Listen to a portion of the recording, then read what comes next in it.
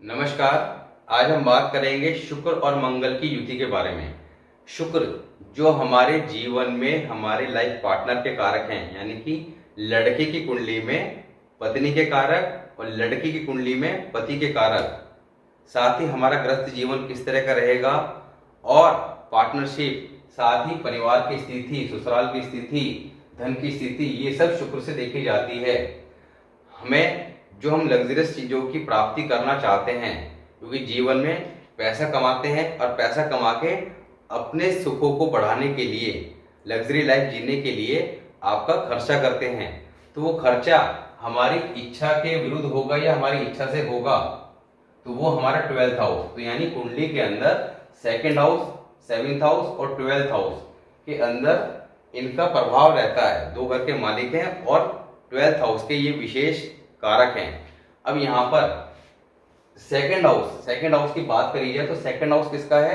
हमारे धन का, धन की स्थिति देखनी हो कि पैसा रुकेगा या नहीं रुकेगा। 11th हाउस किसका है? पैसा आने का, कि पैसा कितना कमाएंगे, पर पैसा जुड़ेगा या नहीं जुड़ेगा, वो सेकंड हाउस है।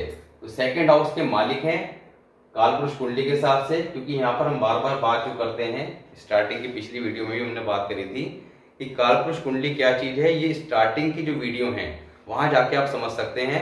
बेसिकली हॉरोस्कोप कोई भी हो, चाहे लाल किताब पे बेस हो या वैदिक एस्ट्रोलॉजी बेस हो, जो कुंडली के 12 ही घर हैं ये आपका कालपुरुष कुंडली पर आधारित हैं। जैसे 10वां घर क्या है? कर्म भाव। 9th हाउस क्या है? भाग्य है। तो इस तरह कुंडली के 12 ही घरों को अलग अलग चीजों में, क्षेत्रों में बांटा गया है, जिससे आप अपने जीवन के हर पहलू के बारे में जान सकते हैं कि कौन सा हाउस कुंडली में स्ट्रॉन्ग पोजीशन में और कौन सा वीक है।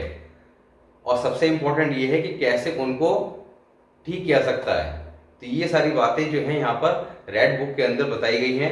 तो रेड बुक के अंदर जो चीजें बताई गई हैं उन चीजों को फॉलो करके कुछ प्रिकॉशन बताई हैं, कुछ रेमेडीज बताई हैं, क्योंकि आपकी जन्म कुंडली क्या है? आपके पिछले जन्म का लेखा जोखा, यानी कि पिछले जन्म में जो आपने अच्छे या बुरे कर्म किए थे उसके आधार पर आपका इस जीवन में जन्म हुआ। अगर बहुत खराब कर्म किए थे तो आपका जन्म किसी गरीब परिवार में होगा या और भी ज्यादा किसी जुगड़ झोपड़ी के अंदर हो सकता है। और अगर अच्छे कर्म किए होंगे, किस्मत अच्छी रही होगी, तो यहाँ पर आपका जन्म किसी करोड़पति खानदान में होगा। यानी कि स्टार्टिंग से ही ऐसे व्यक्ति सुखों की प्राप्ति करता है, बिना कुछ करे हुए सब कुछ प्राप्त होता है। तो यहाँ पर ये सारी बातें हमने पिछले वीडियोस में करी। तो यहाँ पर जन्म कुंडली हमारी क्या कहती है, अगर उसको समझ लिया और जो प्रिकॉशन और रेमेडीज बताई जा रही हैं उनको फॉलो कर लिया, तो निश्चित तौर पर कुंडली के अंदर हमारे जो योग पड़े होते हैं, कुछ योग बहुत ज्यादा धन देने वाले होते हैं, बहुत शुभ होते हैं, और कुछ योग खराब योग भी होते हैं जो जीवन में काफी ज्यादा अशुभ प्रभाव दे देते हैं, दुर्घटना इत्यादि बुरे फल देते हैं। तो यहाँ पर उन चीजों को समझ के टाइमली अगर रेमेडीज कर ली जाए, प्रिकॉशन कर ली जाए, तो आने वाला समय जो अच्छा या खराब हम लोग प्रेडिक्ट करते हैं उसको हम दूर कर सकते हैं या उससे बचाव कर सकते हैं, और उस अशुभ योगों के भी शुभ फल प्राप्त कर सकते हैं। और कई बार शुभ योग कुंडली में पड़े होने के बावजूद हम उसके शुभ फल नहीं ले पाते। अब जैसे आज ही बात कर रहे हैं शुक्र और मंगल की। अब शुक्र मंगल का जो कॉम्बिनेशन है ये बहुत ही ज्यादा धन देने वाला कॉम्बिनेशन कहा गया है, क्योंकि शुक्र क्या है? माता लक्ष्मी, और मंगल की जब उन्हें मदद मिल जाती है, मंगल उनके मित्र हैं, तो यहाँ पर ये कॉम्बिनेशन बहुत ज्यादा धन की प्राप्ति कराता है। मगर कई बार ये कॉम्बिनेशन है इस तरह के और भी कॉम्बिनेशन जो बहुत ज्यादा धन की प्राप्ति कराते हैं, कुंडली में होने के बावजूद हम एक साधारण इनकम ही ले रहे होते हैं, चाहे व्यापार हो या आपका नौकरी हो। मगर अगर हम सुनते हैं वीडियोस में कि ये योग आदमी को करोड़पति बनाता है या अरबपति बनाता है, तो हमारी कुंडली में होने के बावजूद हम उन सब चीजों को क्यों नहीं प्राप्त कर पाए? इसके लिए जो प्रिकॉशन और रेमेडीज बताई जाती हैं उनको ध्यान से समझना है। जैसे हमने शनि 7th हाउस के समय बताया था कि 7th हाउस में शनि, ये वीडियो में क्या लिखा था? अमीरों का अमीर। तो इस तरह बहुत सारे और भी कॉम्बिनेशन हैं। तो यहाँ पर शनि 7th हाउस के समय रेमेडीज बताई गई हैं। अब उन रेमेडीज को जब तक आप नहीं करेंगे तो शनि अपने बेस्ट रिजल्ट नहीं दे पाएगा। रिजल्ट हो सकता है आपको शुभ दे रहा हो, पर शुभ रिजल्ट कितने आप काउंट करेंगे? आप महीने के लाख रुपए कमा रहे हैं, आप खुश हैं, या आप महीने के 1 करोड़ रुपए कमा रहे हैं। तो यहाँ पर दुनिया में सब तरह के लोग हैं, मगर सोचना ये चाहिए कि हम ही इस स्थिति में क्यों हैं, हम उस स्थिति में क्यों नहीं हैं, उसके पीछे का लॉजिक क्या है, कारण क्या है, उनकी कुंडली और हमारी कुंडली में क्या अंतर है। ये तो तय है कि जो कुछ भी हर व्यक्ति जीवन में भोग रहा है वो अपनी हॉरोस्कोप के अकॉर्डिंग भोग रहा है। तो यहाँ पर चीज़ों को समझें, प्रिकॉशन करें, रेमेडी करें और लाभ उठाएं। अब यहाँ पर शुक्र और मंगल का जो कॉम्बिनेशन है कुंडली में काफी ज्यादा शुभ फल देने वाला कहा गया है, मगर ये कॉम्बिनेशन कुंडली के अंदर अशुभ फल भी देगा। किस कंडीशन में देगा उसकी बात करेंगे। और रेमेडीज सबसे इंपॉर्टेंट पार्ट कि क्या किसी खराब योग को या अच्छे योग को शुभ किया जा सकता है और कैसे किया सकता है और क्या रिजल्ट देखने में मिलेंगे और कितने दिन में मिलेंगे, ये सारी बात आज करेंगे। तो यहाँ पर शुक्र मंगल का जो कॉम्बिनेशन है इसे क्या कहा गया, स्त्री धन। अब दोनों पर यानी कि दोनों पर दृष्टि हो किसकी, बृहस्पति की या बृहस्पति चंद्र दोनों की। अब यहाँ पर आपको स्टार्टिंग में ग्रामर के कुछ रूल बताए थे, उन पर बताया था कि कुंडली के फर्स्ट हाउस से लेकर 6th हाउस ये है हमारी कुंडली के पहले के घर, 7th हाउस से लेकर 12th हाउस ये है क्या है, बाद के घर। यहाँ पर जब हमने दृष्टि के कॉन्सेप्ट की बात करी थी कि कुंडली के अंदर, क्योंकि जो रेड बुक का लाल किताब का दृष्टि का कॉन्सेप्ट है, एस्पेक्ट का जो कॉन्सेप्ट है वो बिल्कुल डिफरेंट है। तो जनरली हमें वैदिक एस्ट्रोलॉजी के जो एस्पेक्ट है उसकी जानकारी रहती है, क्योंकि उसमें तो बहुत इजी है कि 4th हाउस में बैठे प्लेनेट 10th हाउस को देखेगा, 10th हाउस वाला 4th हाउस को देखेगा।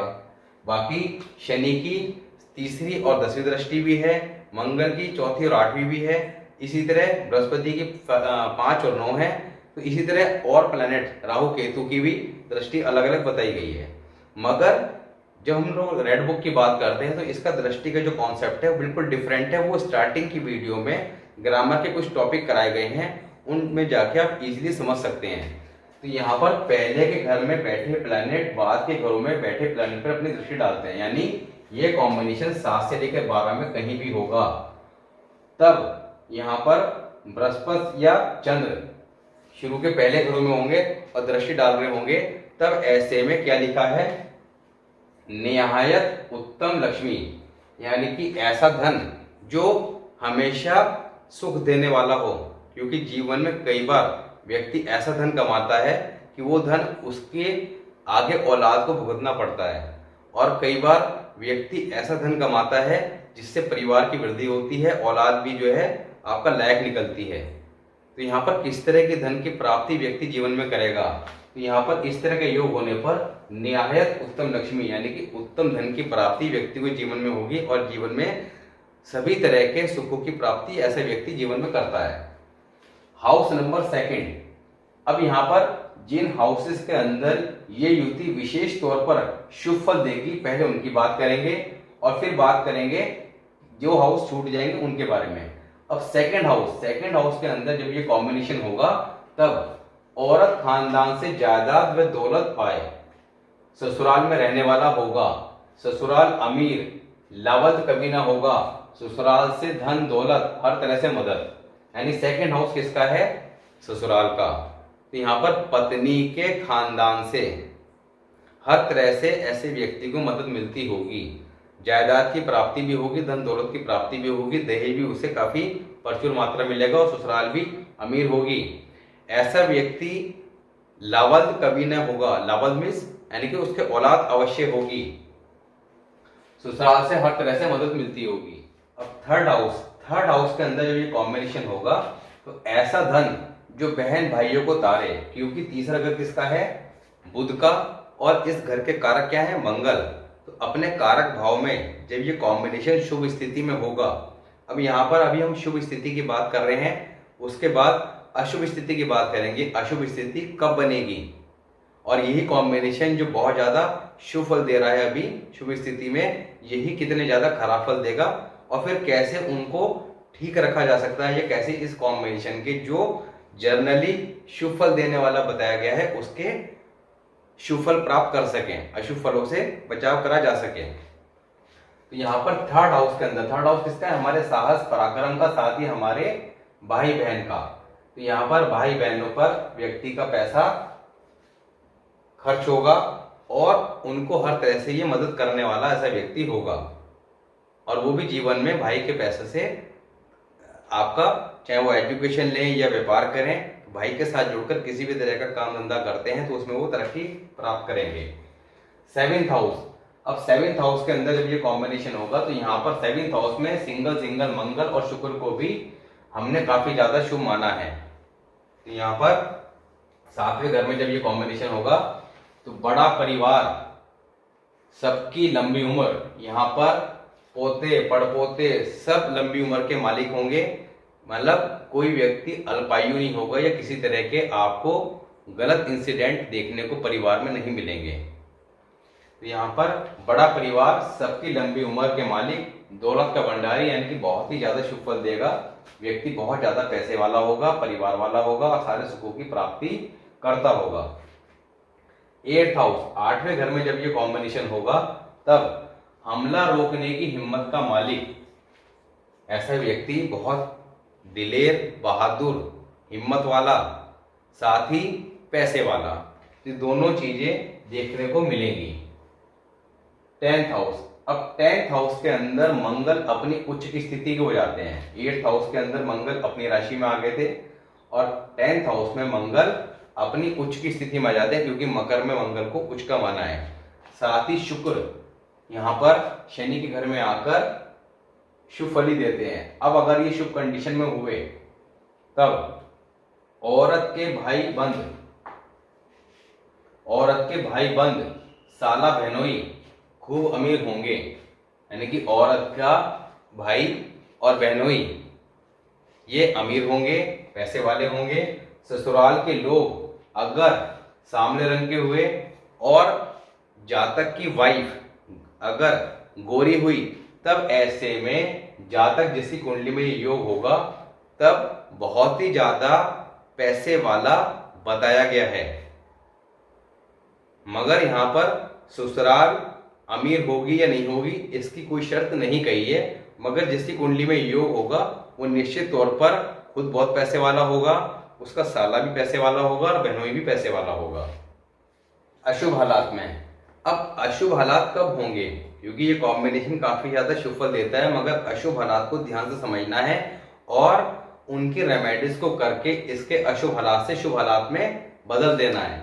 अब देखिए पहली कंडीशन क्या है, दोनों को पापी ग्रह देखें।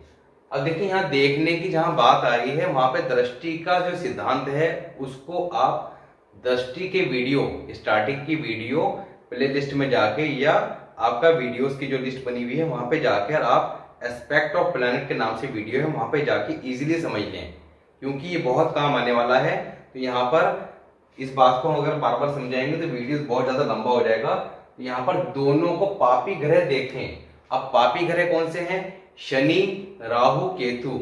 अगर इनकी दृष्टि इस युति पर किसी तरह से भी पड़ रही है तब ये युति अशुभ फल देने वाली हो जाएगी। क्या लिखा है, रात दिन मुसीबत पे मुसीबत मंदा असर होए, रात दिन मुसीबत पे मुसीबत मंदा असर होए, यानी कि गृहस्थी बर्बाद, व्यक्ति झगड़ालू स्वभाव का, हर तरह से धन की दिक्कत परेशानी का सामना ऐसा व्यक्ति करता होगा। मंगल बद का साथ, अब ये मंगल बद स्टार्टिंग से हर वीडियो में मंगल बद का जिक्र आता है और मैंने हर वीडियोस में ऑलमोस्ट एक ही बात को बार बार रिपीट किया है कि सबसे पहले आप अपनी कुंडली में मंगल बद की कंडीशन चेक करें। और मंगल बद को लेकर हमने मंगल बद के नाम से स्पेशल एक अलग से सेपरेट वीडियो बनाई थी मंगल बद के नाम से, वो आपको प्ले लिस्ट में मिल जाएगी। काफी लंबी वीडियो है मगर वहां पर हमने डिटेल्ड एक्सप्लेनेशन आपके साथ शेयर करी है जिससे कोई भी पॉइंट रह ना जाए और एग्जैक्टली क्या कंडीशन है, किस तरह से मंगल बद, क्योंकि मंगल कुंडली के अंदर देखने में उच्च का हो, सबग्रही हो या अच्छे घरों में बैठा हुआ हो, तो ऐसा जरूरी नहीं है कि वहां मंगल शुभ ही है। तो वहां पर मांगलिक क्या है, मांगलिक दोष है या योग है, उन सारी बातों की चर्चा की थी।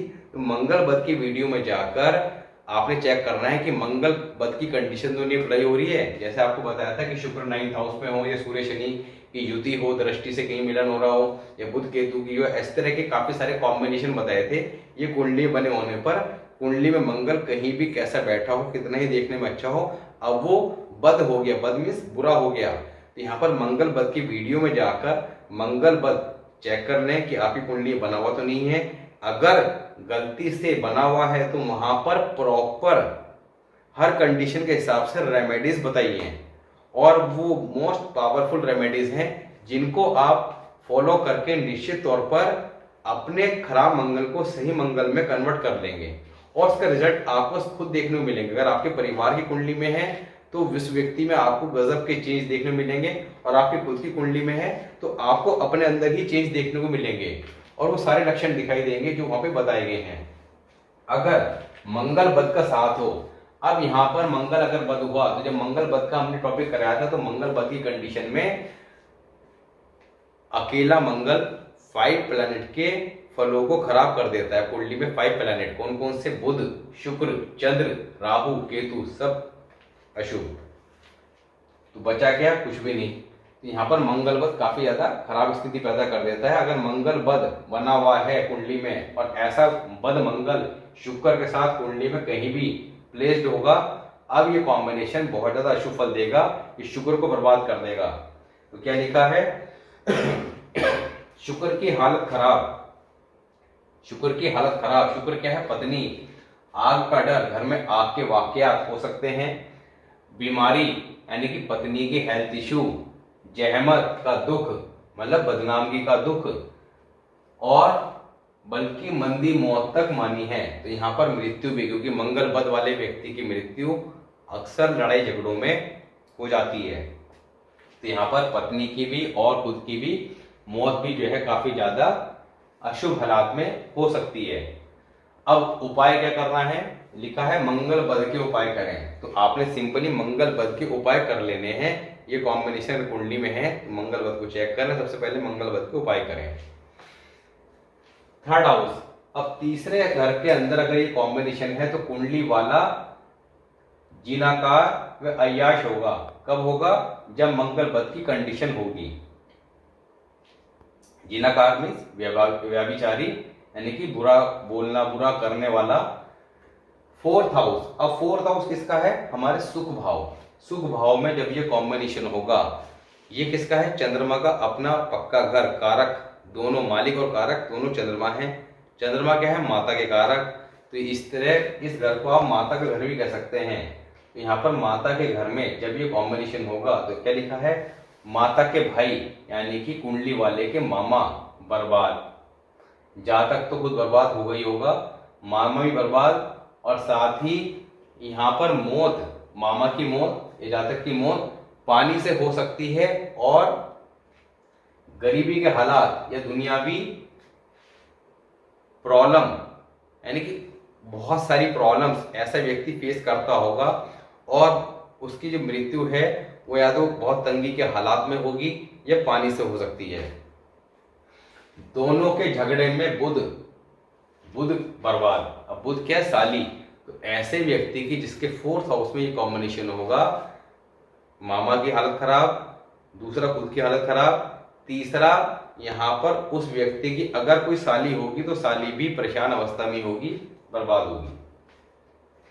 आठवां घर, आठवें घर में जब ये कॉम्बिनेशन होगा तब सबकी बुराई करने वाला, ऐसा व्यक्ति सबकी बुराई करने वाला। अब ये सारी कंडीशन मंगल खराब की स्थिति में अप्लाई हो रही है।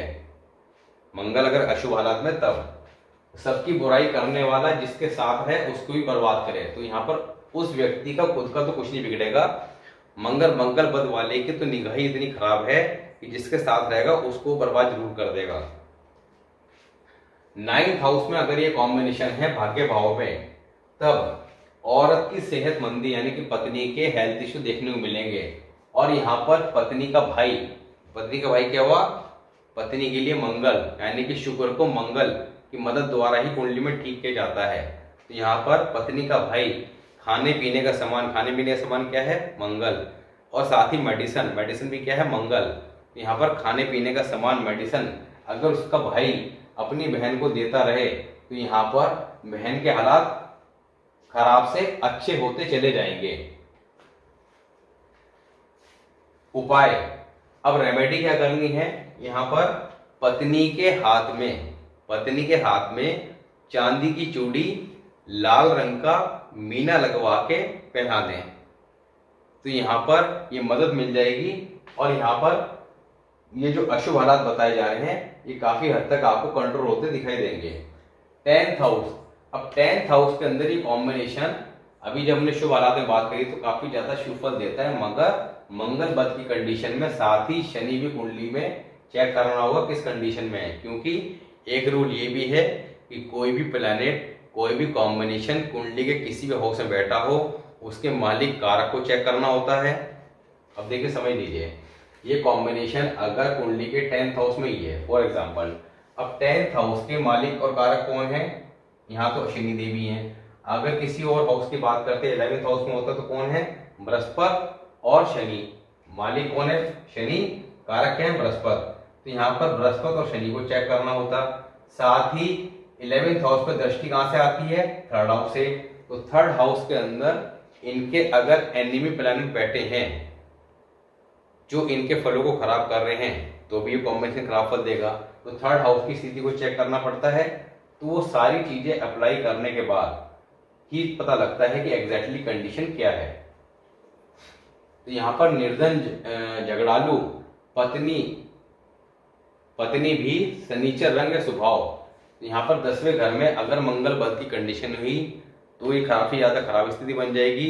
इसके अलावा अगर शनि भी कुंडली में खराब स्थिति में हुआ तब ऐसे में निर्धन झगड़ालू कहा गया है, क्योंकि मंगल बद वाला निर्धन भी होगा, झगड़ालू भी होगा, और साथ ही पत्नी भी सनीचर रंग में स्वभाव।